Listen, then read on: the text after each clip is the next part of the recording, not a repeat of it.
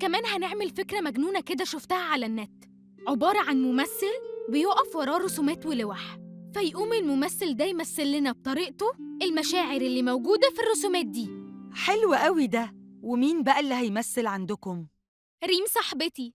البنت دي شاطرة، أنا فاكرة لغاية دلوقتي دورها في المسرحية اللي فاتت.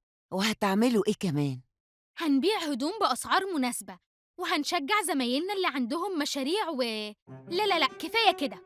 مش هحرق لكم كل حاجة عشان أسيب لكم حاجات حلوة تتفاجئوا بيها لما تيجوا، وأوعدكم إننا هنعمل حفلة ما حصلتش. أنا واثقة فيكي يا روحي. شكراً يا تيتا. انت نسيتي حاجة مهمة جدا يا نورة. نسيت إيه يا نور؟ ان المخرج اللي هيصوركوا اليوم كله، كنت عايزة اعرف يعني هتدوني فلوس قد ايه. عايز كام يعني؟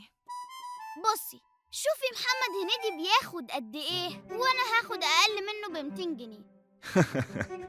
نور يا حبيبي، محمد هنيدي ممثل، انت قصدك تبقى زي المخرج مروان حامد او عمرو سلامة.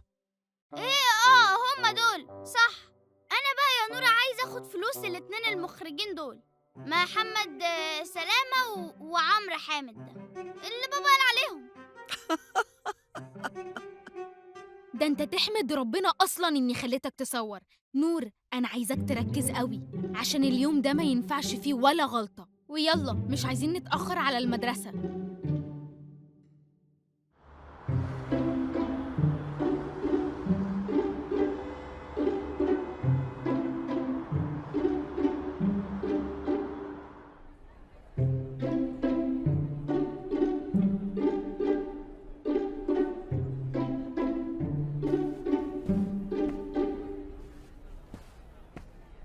ممثلتنا الشاطرة رايحة فين؟ تعالي نروح نكمل شغل، ما قدامناش وقت. استني بس. في ايه يا بنتي؟ اصل ايه اصل ايه يا بنتي؟ يلا عشان نكمل شغلنا. ما بقاش في شغل خلاص، كل حاجة باظت. ايه؟ انتي بتقولي ايه؟ وسعي كده. استني بس يا نورة هشرحلك.